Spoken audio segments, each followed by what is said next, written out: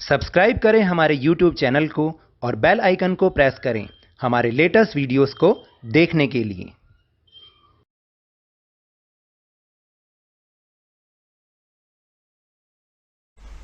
Hello and welcome to Lavneesh Sir की class.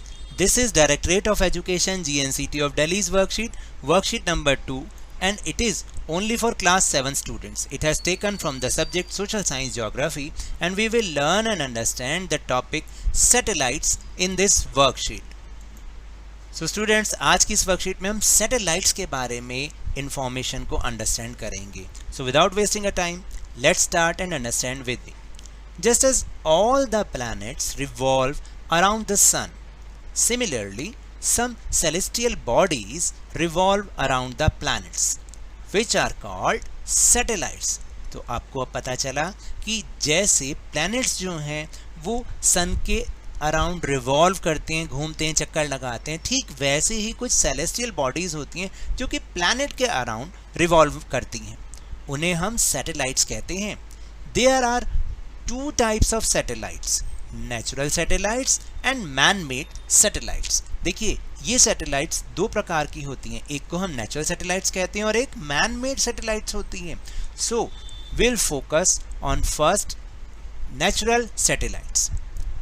So the moon is the only natural satellite of the earth. आप जानते हैं अर्थ का सिर्फ एकमात्र नेचुरल सैटेलाइट है जिसका नाम है मून.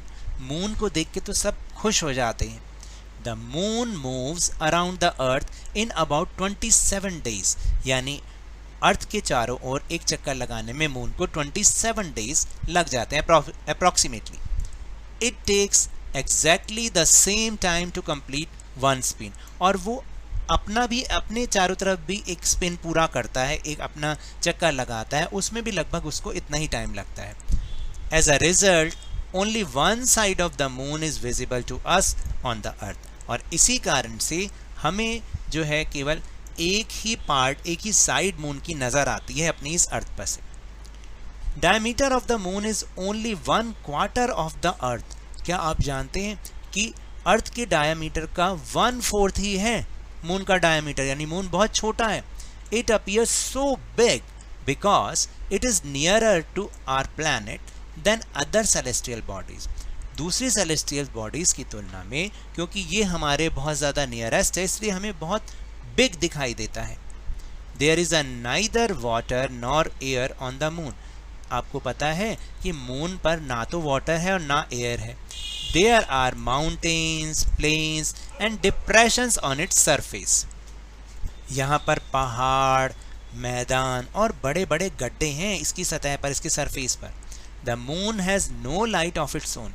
मून की अपनी कोई लाइट नहीं है. It is illuminated by sunlight. और ये सनलाइट के द्वारा ही जगमगाता है. जो हमें चमकता हुआ दिखाई देता है ये केवल सनलाइट के कारण ही हमें नज़र आता है. Now next activity. In the given picture the label the sun, earth and the moon. आपको इस पिक्चर में क्या करना है कि सन, अर्थ और मून को लेबल करना है कि कौन सा अर्थ है, कौन से सन है और कौन मून है. तो बहुत ही इजी है. ये जो बिग वन है this is sun and blue earth and this one is moon. Okay, now next topic. Neil Armstrong was the first person who first stepped on the surface of the moon on 20th July 1969. क्या आप जानते हैं America का एक व्यक्ति Neil Armstrong जो कि first person था जिसने मून के सरफेस पर 20th जुलाई 1969 को फर्स्ट स्टेप रखा था, यानी सबसे पहले वो गया था. Many efforts have been made by different countries to find out more information about the moon. बहुत सारी कंट्रीज़ ने बहुत सारे मिशंस, बहुत सारे एफर्ट्स किए हैं ताकि मून के बारे में और ज़्यादा इंफॉर्मेशन फाइंड की जा सके. From India Chandrayaan 1 has been sent in 2008 and Chandrayaan 2 in 2019.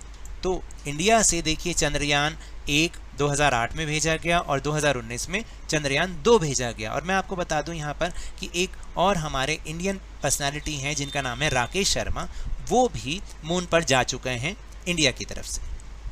Then you must have experience that moon appears at different times in different size and in different positions. आपने ये महसूस किया होगा, ये अनुभव किया होगा कि अलग अलग समय पर अलग अलग दिनों में मून जो है हमें डिफरेंट साइज का और डिफरेंट पोजीशंस पर नज़र आता है। The night in which the full moon is visible in the sky is a full moon night और पूर्णिमा। देखिए, जब आपने महसूस किया, देखा कि जिस दिन फुल मून निकलता है स्काई के अंदर, वो नाइट फुल मून नाइट या पूर्णिमा कहलाती है। The night when the moon is not visible in the sky is the new moon night और अमावस्या। और जिस दिन चंद्रमा बिल्कुल नहीं दिखाई देता उसको हम न्यू मून नाइट या अमावस्या कहते हैं, if the weather is not bad, अगर मौसम ख़राब ना हो तो। हालांकि मैं आपको बताऊं कि न्यू मून जो होता है उस दिन चंद्रमा बहुत थोड़ी सी देर के लिए बहुत ही पतली थिन लाइन के रूप में दिखाई देता है और छिप जाता है, इसलिए हम उसे बोलते हैं कि वो हमें दिखाई नहीं दिया।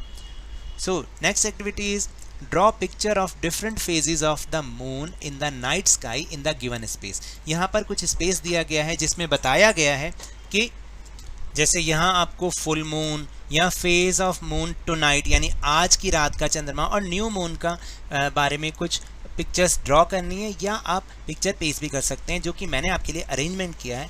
आप ऐसी ही कुछ पिक्चर्स पेस्ट भी कर सकते हैं और बना भी सकते हैं, और ऐसा सिर्फ आपको इसी वीडियो में ही देखने को मिलेगा कि पिक्चर्स भी आपको अवेलेबल हैं। सो पहला है फुल मून नाइट। देखिए, फुल मून के लिए मैंने आपको दिखा रखा है कि फुल मून कैसा होता है इस तरीके से। और phase of moon tonight यानी आपको मैं बताऊं, जो आज की नाइट है वो 7th डे है। 7th डे, क्योंकि आज 7th डे है from the new moon.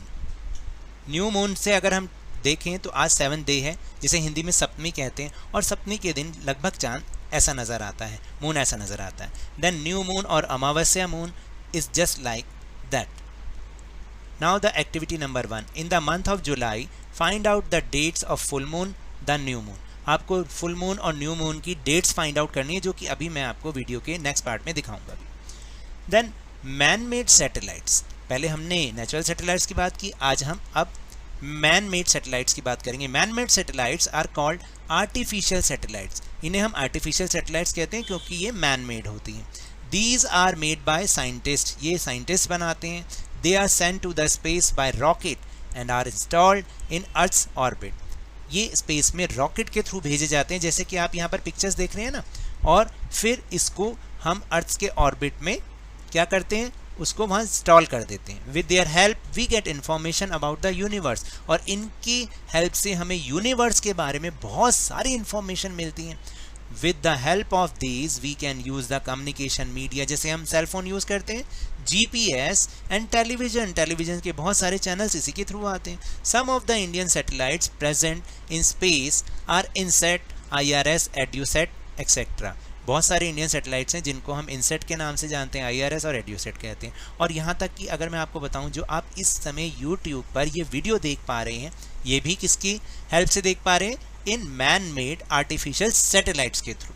Now the activity 2, find out some other uses of artificial satellites in daily life. Daily life में आप इन आर्टिफिशियल सैटेलाइट्स का क्या यूज़ हमें मिलता है, क्या यूज़ हो पाता है, let's see. So the activity number 1 is, in the month of July find out the dates of full moon and the new moon। देखिए, फुल मून की जो डेट है वो है आने वाली 23 जुलाई 2021, जिस दिन फुल मून नाइट है, पूर्णिमा की नाइट, जिसे गुरु पूर्णिमा भी कहते हैं, वो अब आएगी। एंड न्यू मून अमावस्या हो चुकी 9 जुलाई 2021। Activity number 2, find out some other uses of artificial satellites in daily life. क्या यूज़ होते हैं, they help in television and radio transmission. इसके वजह से ही रेडियो में हम प्रोग्राम सुन पाते हैं, टेलीविजन में प्रोग्राम देख पाते हैं। They help in radio communication, जो वायरलेस सेट से हम बात करते हैं ना, आपने देखा होगा वायरलेस पे बात करते हैं, वो भी मोबाइल कम्युनिकेशन भी इससे होता है। They help us study and forecast the weather by sending cloud pictures to the earth from the space. ये स्पेस से अर्थ पर क्लाउड की पिक्चर्स भेजते हैं, जिससे हम वेदर के बारे में फॉरकास्ट कर पाते हैं, उसके बारे में पता लगा पाते हैं। And they help in locating minerals and studying agriculture yield on the earth by photographs land from the above. ये ज़मीन के ऊपर से मिनरल्स को खोजने में मदद करते हैं, उनकी फ़ोटोज़ खींच पाते हैं और हमें कृषि के बारे में भी बहुत सारी सूचनाएं देते हैं.